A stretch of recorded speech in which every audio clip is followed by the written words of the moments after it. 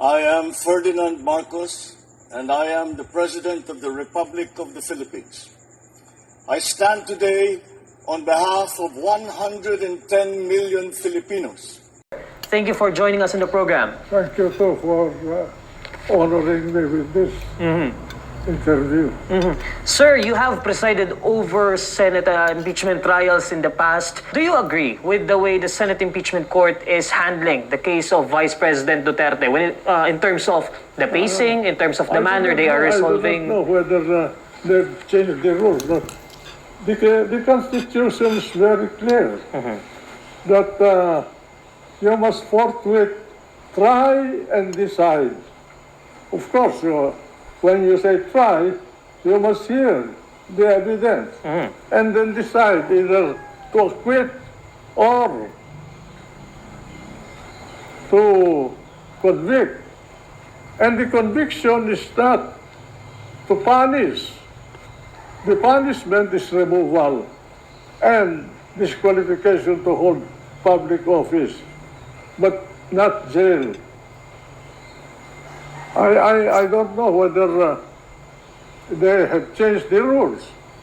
We never had the experience or precedent like what they have done now to return the impeachment complaint to the impeaching authority, which is the House of Representatives. To me, that is not done because the Senate is a co-equal body of the House. The House cannot perform its job without the performance of the Senate, and the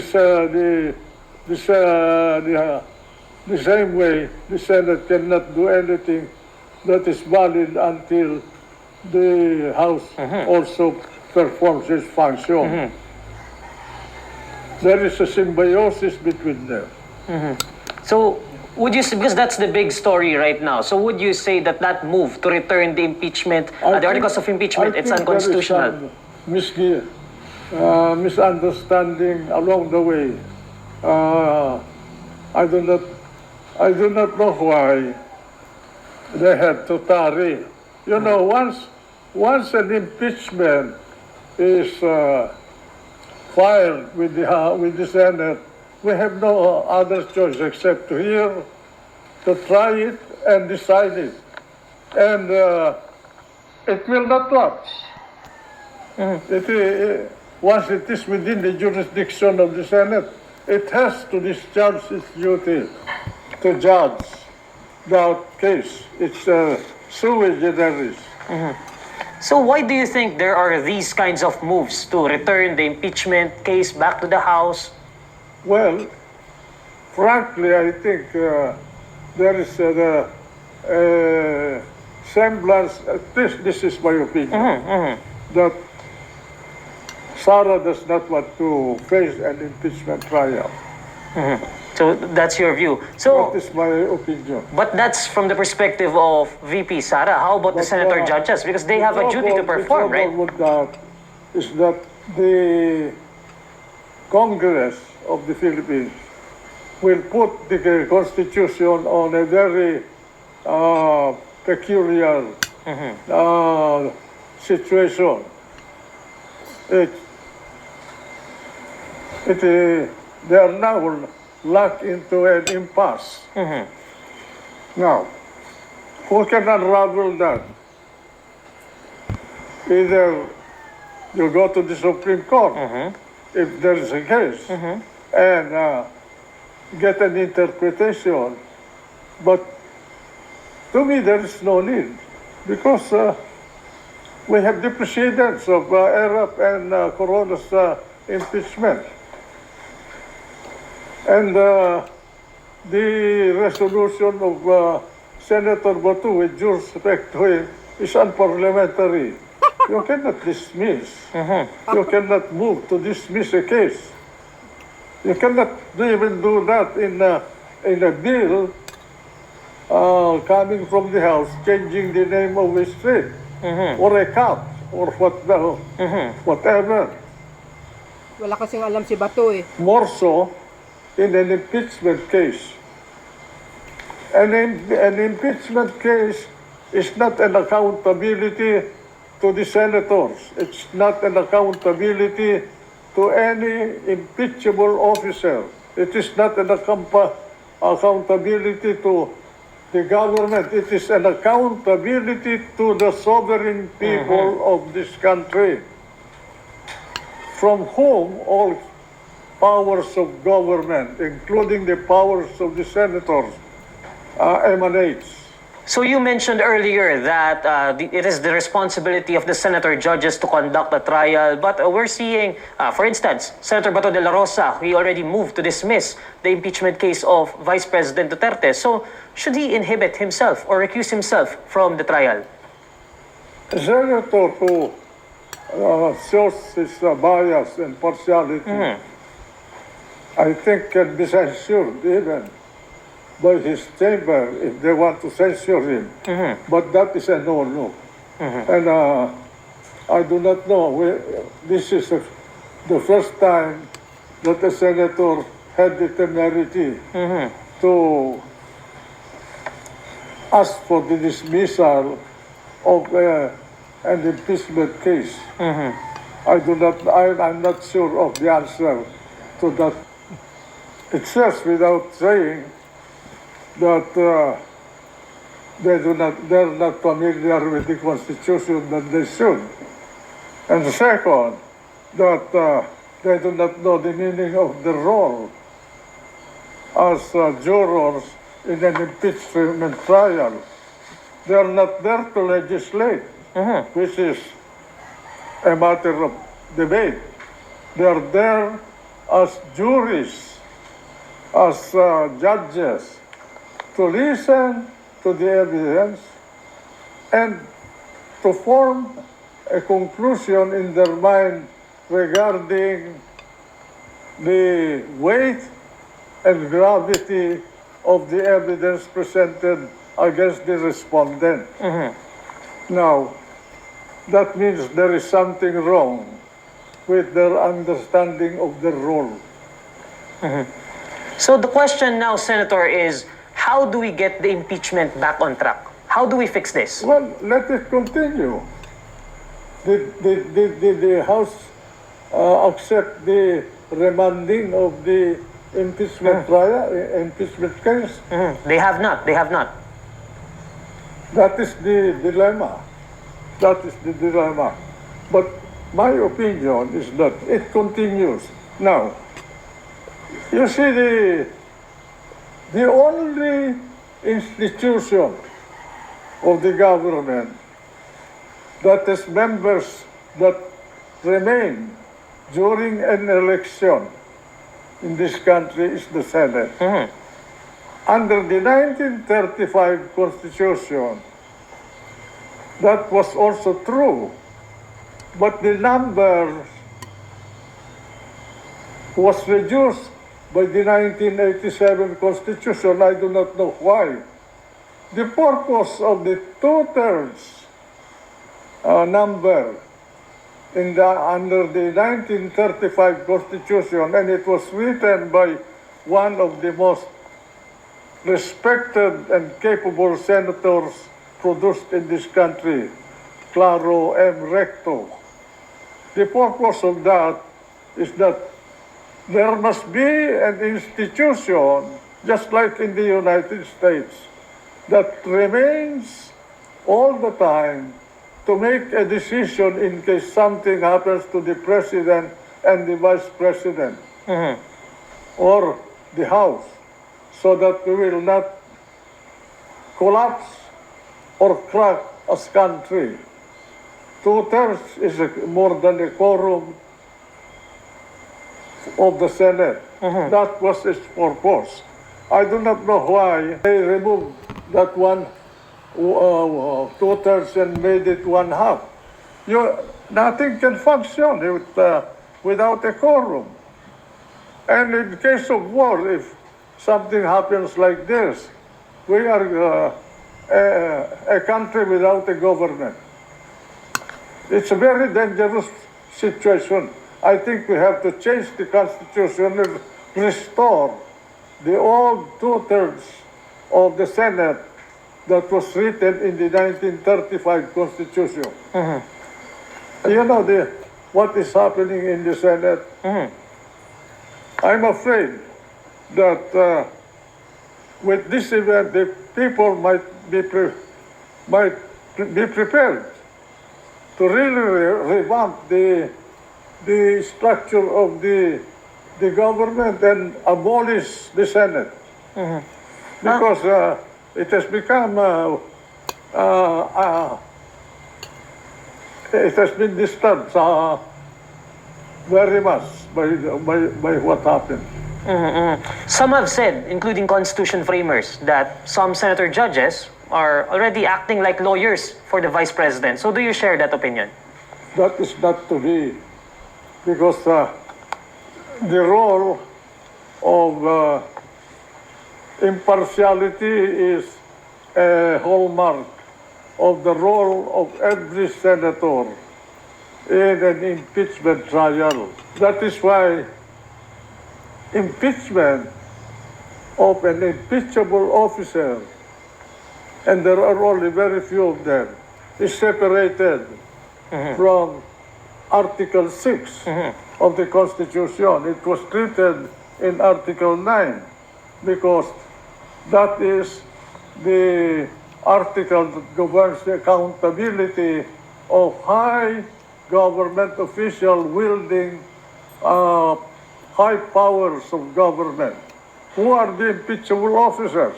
The President, the Vice President, members of the Supreme Court, members of Constitutional Commission, including the Ombudsman. Those are the only impeachable positions.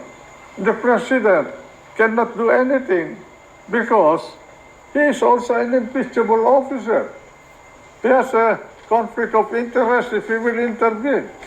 And apart from the separation of powers, the President is locked out from the fray. So, Senator, you mentioned the value of impartiality in impeachment trials, right? So, how do we go beyond partisan politics and make it about accountability? Because it should be about accountability. The only two ways that I can see would be for the Supreme Court to make an interpretation which will become a part of our jurisprudence and in turn becomes a part of the law of the land, to define and clarify that portion of the Constitution. The second one is amend the Constitution. There's no other way. It's very, some people may think that this is a very light problem for the country. No, sir. We are in a very dangerous situation right now. Because if there is an impasse, the Senate cannot command the House to do anything. They are co-equal. Neither can the House command the Senate to do anything.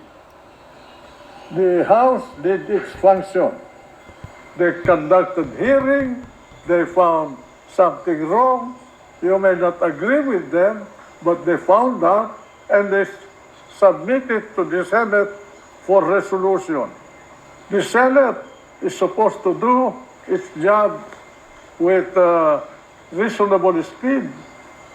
For the Constitution says forthwith. Anybody can understand that English. And they did not do it. They tarried and then dilly-dallied and then worse, they turned it back to the House and commanded the House, which is improper and parliamentary, to do something that they have done. You must give a presumption of regularity to the other House. You cannot demand or command the other House, which is your co-equal. With all the moves that we are seeing from the senator judges, do you think it's just because there are no numbers to convict the vice president? I do not know whether there are no numbers to convict or acquit the Vice President. But in an impeachment trial, I gave you myself as an example. I was going to vote for Corona, but I changed my mind when I heard the evidence coming from his own mouth. How do you know that those people who will hear the evidence will not change their mind? Because if they're going to act in a way where the public feels that they're not performing their jobs, they're subject to punishment through election. If they're not going to run again, maybe. But they're politicians. They cater to the desires and lack of trust of the voting population. Kumbaga, the people will remember. I'm sure some people will get hurt in this, in what happened. I want to go back to the impeachment trial of former President Estrada. Do you see any similarities between the trial of former President Estrada and the trial of Vice President Duterte, given that they are both from the executive branch? In the case of the first two impeachment that happened, I don't think anyone can say that we delayed. As I told you, the process that we followed was when the impeachment is received by the Secretary General of the Senate, that official sends it to the Committee on Rules. The Committee on Rules immediately the following session day, they puts it in the order of business for first reading, and the plenary will send it to the proper committee for processing immediately. And we did that in the case of ERAP. The head of the committee that handled it was Renato Cayetano. And we prepared the rules of impeachment, how the senator judges will comport themselves, how time is allotted to each to ask clarificatory questions, and that there must be no debate. You cannot debate with the witness, you cannot debate with each other. Given everything we talked about, if you will have a chance to have a conversation with the sitting senator judges, what would you tell them? Well, with due respect to them, my first advice is to be reticent, keep quiet, and then go to the session hall during the trial, sit down and listen to the proceeding, listen to the presentation of evidence. Let the defense lawyer and the prosecution tangle each other, but never interfere unless you want to ask a clarificatory question to understand the meaning of the evidence that is being presented or the word uttered by the witness. How about the Filipino people? What would be their role in this impeachment trial? I'm sure the Filipino people People's power. who have a little understanding of these things will wonder why things are happening this way. I'm sorry to say this, but even I was a little bit taken by the events that transpired. It was very evident that there is a desire to prevent the trial to go through. For what? So just to close this interview, to finish this interview, I want to shift our perspective from the senator judges to the Filipinos. How do we make Filipinos understand that the issue of impeachment is as important as the prices of goods, the food at the table? Maintindihan ng ating bayan na kung itong proseso ng impeachment na nangyayari ngayon ay masusunod, wala nang sumasasangga sa korupsyon sa buong bansa. Ibigay na lang natin yung pera na binabayaran ng mga nagbabayad ng buwis sa gobyerno at bahala ni sila. Hindi na mapunta sa mga tao. Libre na eh. Wala na magbabawal sa kanila. Wala na silang barriers o yung sasangga sa nakawan ng kaban ng bayan. Nalulungkot ako dahil karamihan nitong mga nasa Senado ngayon, marami sa kanila mga kaibigan ko.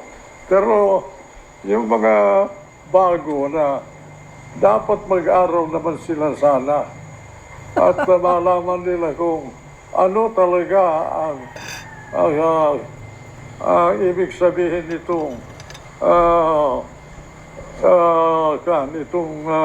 trabaho na pumasok sa kanila na dapat nilang sundin. So yun mga kababayan, narinig nyo yung sinabi ni dating Senate President si Manong Johnny. Ayan, tuloy. Sa totoo lang, tama naman yun po yung sinabi niya, yung pinakahuli. Yung mga bagong senador dapat mag-aral. Well, in my own thinking lamang mga kababayan, si Robin Padilla at saka si Bongo at saka si Bato, yan, dapat mag-aral sila. Kung ano ba talaga ang nasasaad sa saligang batas. Napakahaba yan, mga bes. Gaano kakapal yung constitution na yan? Na dapat mabasahin. Baka hindi ka po matatapos sa isang araw. Naku po. Tama yung sinabi niya. Dapat mag-aral mabuti itong mga bagong senador para may alam din. Kaya nagre-react ang taong bayan kasi nga, 'di ba? Talagang masasabi natin parang may bias yung mga ibang senador. Parang ito guys, sa akin lang parang mayroon sila talagang kinakampihan. Yun ang nakikita ko dahil nanonood tayo. So dahil ito mga kababayan, sa sinabi ni dating Senate President, well, I'm afraid, sabi niya. Oy, tutusin guys ay abolish na lang yung Senado. Kung ganyan lang din naman ang patakaran nila. 'Di ba? Ay abolish na lang kung mayroon silang pinapanigan na isang tao. Nako. So dahil dito mga beswa, abangan po natin ang mga kaganapan na maaaring mangyari. Alam nyo naman ang taong bayan, pag alam nilang malakas ang ebidensya, tapos dinismiss mo yung impeachment, ay for sure yan, mga bes. Nakakatakot nga talaga. People's power na yan. So, yun guys, ano po ang masasabi nyo dito, no? Sa kay Manong Johnny, na talagang bihasa pagdating sa mga ganyan. Dahil abogado din to no? Correct me if I'm wrong, guys. So, yan guys, ang aking pinaka-latest updates. In-upload ko talaga para mayroon kayong info na malaman ang katotohanan. Thank you for watching. See you again on my next upload. Bye bye bye and baboos. God bless Philippines!